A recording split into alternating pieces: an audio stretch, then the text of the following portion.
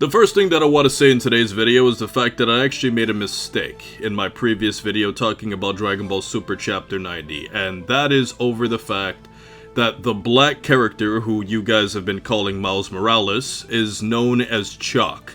And I made a point in the video saying that it's interesting that the black character doesn't have a name yet, but from outside information it has been revealed from Toyotaro that his name actually is Chalk, and the reason why it was hard to remember his name is because in the actual manga they never actually called him directly. So I just wanted to start off by saying that Chalk is black, and it's just kind of funny because if he had a name like Sharpie or if he had a name like Ink, that would have been rather hilarious. But either way, getting all the race stuff out of the way, let's get straight into the discussion of this video and talk about this arc that just concluded, this prequel, I guess you could say, of Dragon Ball Super Hero. So here's the honest thing here, guys, and I want to speak to you guys in a very, very honest way.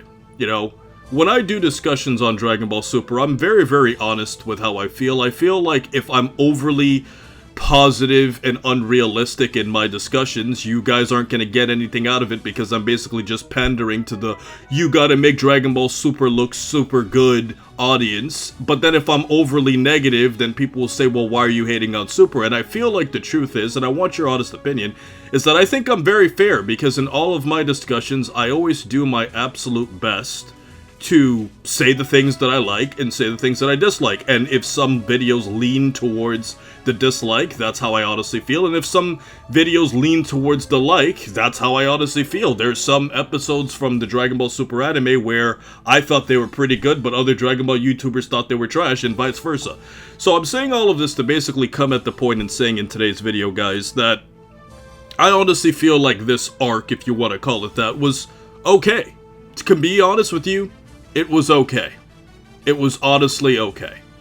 It wasn't the worst thing in the world. The only real major problem with it is just the fact that the scale of the fights, because let's just be honest, people watch Dragon Ball for fights. I mean, yeah, Slice of Life is cool. Some of the best stuff that Dragon Ball Super has done has been Slice of Life stuff, but at the end of the day, Dragon Ball is a testosterone-pumping show where people want to see a lot of action, people beat the living hell out of each other.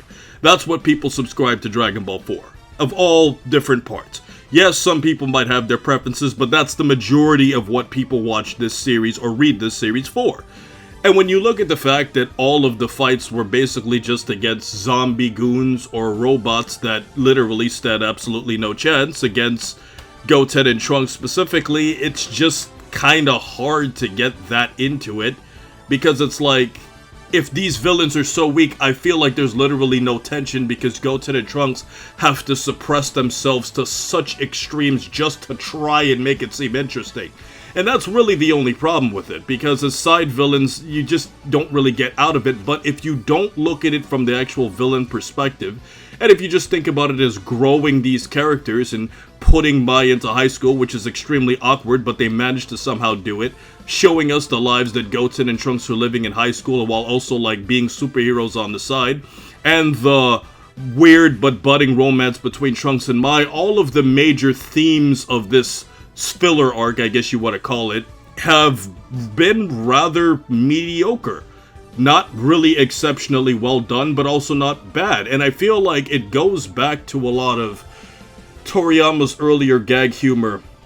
You know, obviously it's not as funny, and obviously the times have changed where that level of gag humor doesn't quite translate as well to modern times because modern censorship standards are significantly different. But at the same time, I'm being completely honest with you guys, I did not think that it was really that bad. Now, going back specifically onto this manga chapter specifically, and more so about the whole arc as a whole, I really feel like its biggest weak points were the fact that Goten simply just seemed like a bystander in all of this.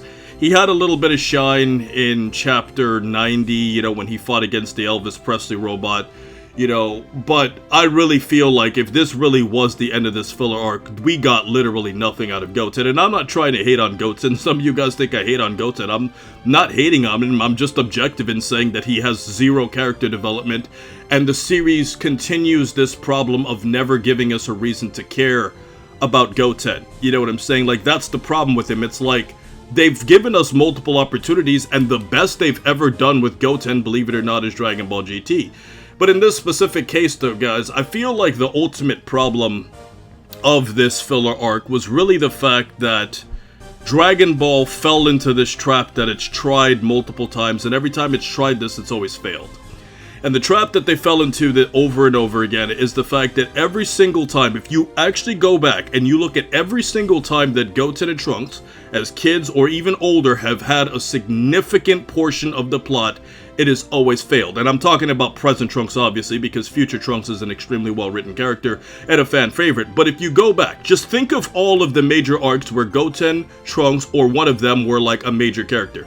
So if we go back to the Boost Saga, when did the Boost Saga go down? Now, obviously everybody has a difference of opinion, but generally speaking, the Dragon Ball community feels like the Boost Saga went down when Gotenks got all the shine, the fights weren't taken seriously, Gotenks was just doing all of these silly things against an extremely powerful foe that basically killed all of his friends.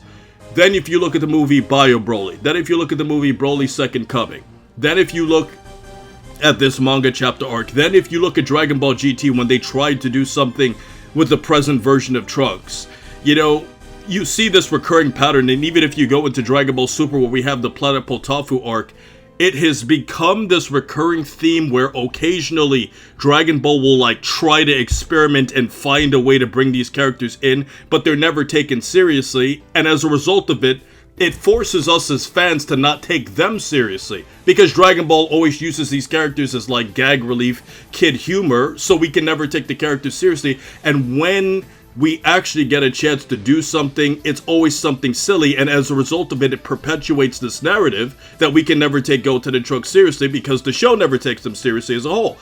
And I think because of all of that, we ultimately get into this very, very, very familiar situation where we have this little minor side story about these characters that nobody really cares about because all of the other characters are so much stronger than them and have so much development that in the future, this is not something that we're going to go back to rewatch, you know. And, you know, thinking about it, I'm being completely objective. The best character in this whole arc was really Mai. And the main reason I would say Mai was the best character was simply because of the fact that I feel like in a lot of ways, because she was so serious, because she was always the one that was figuring out things with the enemies. Yeah, I mean, she's a really old woman in, like, you know, a young woman's body, but she was the best written character here, especially seeing that she's like this uber adult going back to high school in a young person's body all over again, and you could see that she doesn't want to be bothered with like these childish distractions, but she has to act like a kid because she's technically physically a kid.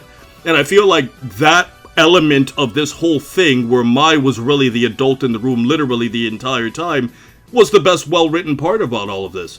And ultimately, I feel like the arc is going to be extremely forgettable, as Dragon Ball fans are obviously anticipating more with what would come, you know, with Super Hero, and then obviously against, you know, Black Frieza in the future. But for right now, I would say it was okay. It had its moments. I don't think it was terrible. I think I've been very, very fair with what I thought was good, what I thought was bad. And yeah, the characters act like extreme idiots, but if you want to go back to that gag humor thing, I mean, I guess you could say it's okay. But ultimately, guys, that's just been my discussion on this manga chapter arc, and I'll talk to you guys another time.